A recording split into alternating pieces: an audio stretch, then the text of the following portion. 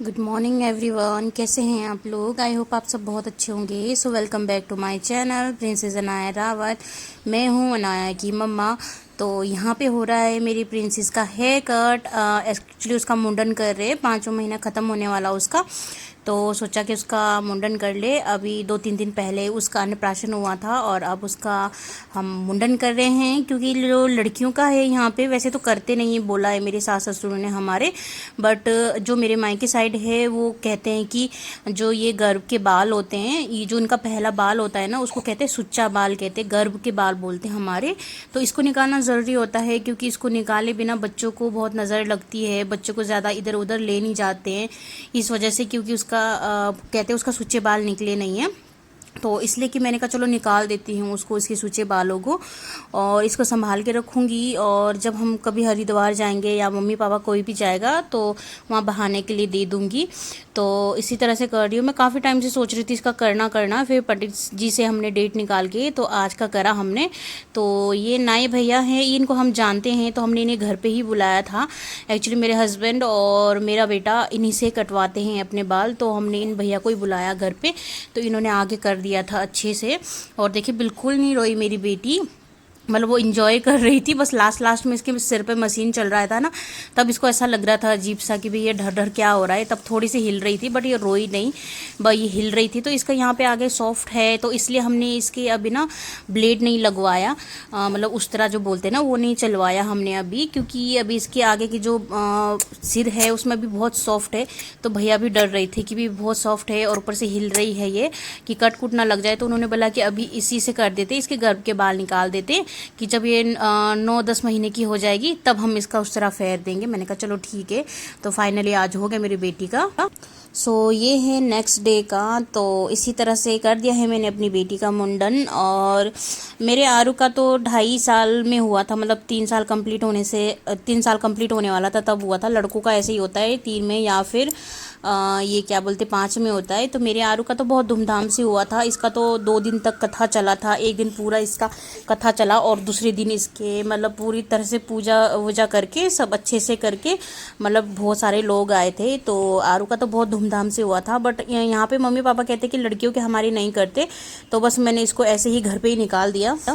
तो बस ऐसा ही है सब कुछ। और ये है मैंने गद्दे डाल दिए थे बाहर सूखने के लिए। एक्चुअली अनाया ने उसमें थोड़ी सी सुसु कर ली थी, तो काफ़ी टाइम बाद आज धूप भी निकल गया था, तो फिर मैंने कहा चलो डाल देती हूँ गद्दे को। और यहाँ देखिए दोनों भाई बहन कैसे मस्ती कर रहे। आरू को देखिए इसके साथ कैसे मस्ती करता है, अनाया को भी अच्छा लगता है, वो भी ऐसी ही मस्ती करती है उसके साथ। और जब कभी आरू नहीं होता, अपने दादा दादी के घर गया होता है आरू, तो अनाया काफ़ी ढूंढती है उसको। और जब ये आता है तो बहुत खुश होती है कि भाई भैया आ गया। अब होता है ना बच्चों को तो पहचान होती है। तो यहाँ पे देखिए मैंने ला दिया है गद्दे बाहर से। और यहाँ पे देखिए आरो ना मेरी वो कर रहा था, नकल कर रहा था कि मम्मी आप ऐसे करते हो एडिटिंग। और ये देखिए इसको धागे से खींच रहा हूँ, तो मैंने अभी देखा इसको। और बस यही है मेरे रूटीन, यूँ ही चलता रहता है, काम काम काम, पता ही नहीं चलता है कब ख़त्म होगा काम। दिन भर ऐसे ही चलता रहता है, बहुत बिजी रहती हूँ मैं बच्चों के साथ। और वैसे भी आजकल तो आरू का ऑनलाइन पढ़ाई भी होता है, इसको पढ़ाई भी करवाना पड़ता है। तो बस मेरा यही बीत जाता है, क्योंकि आजकल तो हस्बैंड भी ऑफिस जाने लग गए। अब मंडे से तो उनकी पूरी पूरी मतलब वो लगने लगा है, ऑफिस पूरा पूरा लगने लगा है, जिस तरह से लगता है 10 से 5। तो उनके बिना थोड़ा सा वो हो जाता है कि वो घर पे रहते हैं ना, थोड़ा बच्चों को देख लेते हैं, तो मुझे थोड़ा आराम मिल जाता है। तो देखिए यहाँ पे मैं ये वाला बेडशीट बिछा रही हूँ, और मुझे ये बेडशीट बहुत पसंद है अपना। हाँ, ये बेडशीट बस जब मैंने लिया था तो मैंने कोई मन से नहीं लिया था, मैंने कहा चलो ठीक है डेली यूज़ में बिछाने के लिए अच्छा है सोच के तब लिया था। बट ये जब मैं लाई बिछाया तो बहुत अच्छा लगा, और सबको बहुत पसंद आता है मेरा ये बेडशीट मेरे घर में। ये कैमरे में इतना अच्छा नहीं दिख रहा है जितना सामने से बहुत सुंदर लगता है ये बेडशीट बिछी हुई। तो बस ये हुई है। और ये देखिए नीचे देखिए आरू को कितना परेशान कर रहा है अनाया को। अब बस इसके बाद फिर मेरे कपड़े कुपड़े भी लगे हुए हैं मशीन में। अब जैसे पता है कि बच्चों के साथ होता ही है, अब मैं बहुत ज़्यादा कपड़े नहीं होते तब नहीं धोती हूँ मैं मशीन में। बट जब ये ज़्यादा कपड़े हो जाते हैं ना, थोड़े बड़े कपड़े भी हो जाते, तब मैं मशीन में डाल देती हूँ कपड़ों को। तो आज कुछ ज़्यादा ही कपड़े थे तो फिर मैंने कहा चलो ठीक है मैं मशीन में डाल देती हूँ।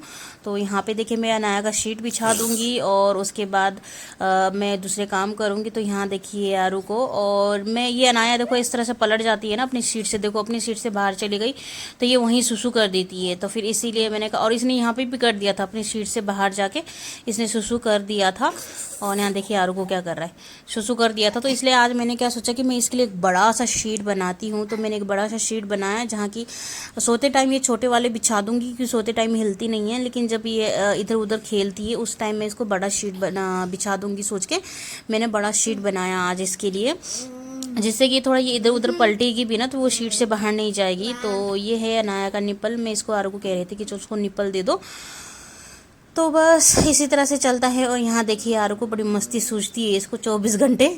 और ये है दूसरा रूम, मैंने नीचे झाड़ू झूड़ू पोछा सब कर दिया था। यहाँ पे ऊपर बेडशीट वगैरह भी मैंने सब अच्छे से कर दिया था। बट ये आरू का काम है, देखिए उसने सारा फैला दिया वहाँ पे, सारे सिलवटे डाल दिए बेडशीट में।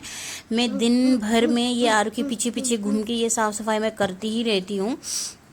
अभी तो मैंने कहा एक है आरू है वो ऐसे हाल कर देता है, बाद में अनाया भी बड़ी होगी तो क्या हाल होगा।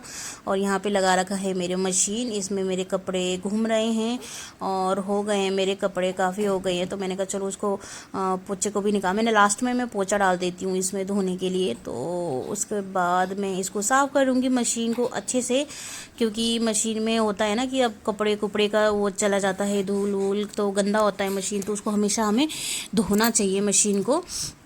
क्योंकि हम अगर साथ के साथ धोते रहेंगे तो मशीन साफ़ रहती है, वरना पता क्या होता है कि मशीन बहुत गंदी हो जाती है।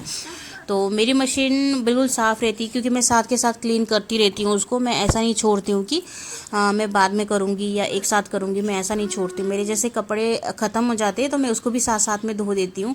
और मैं अपनी मशीन का बहुत ध्यान रखती हूँ, मशीन का कि मैं अपनी सभी चीज़ों का बहुत ध्यान रखती हूँ, क्योंकि हमने बहुत मुश्किल से बनाया है, बहुत मुश्किल से जोड़ा है एक एक चीज़ को।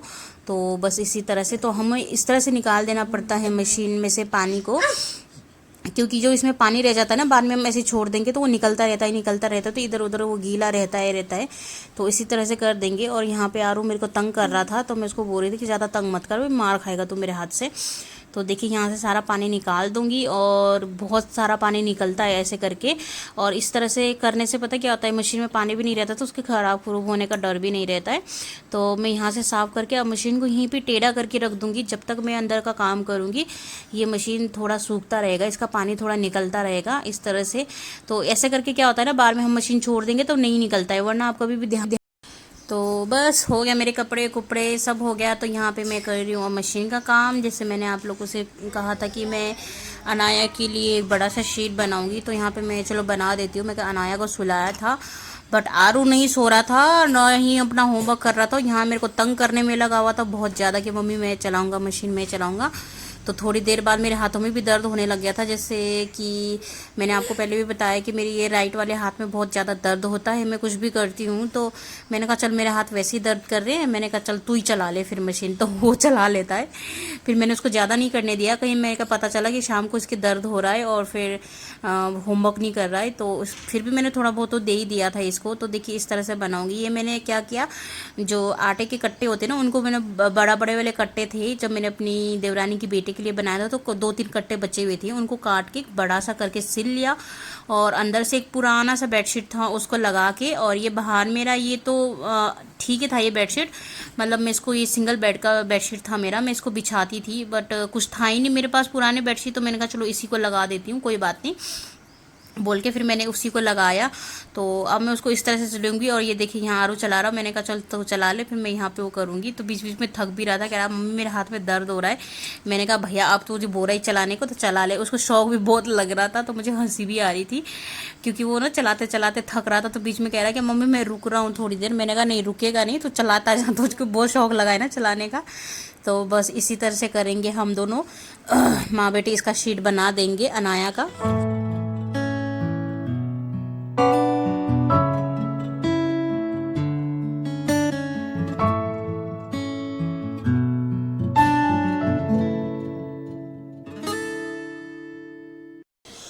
तो बस यही चलता है हमारा काम। मेरा तो इसी तरह से बिजी रहता है पूरा दिन, पता ही नहीं चलता है कैसे बीत गया पूरा दिन।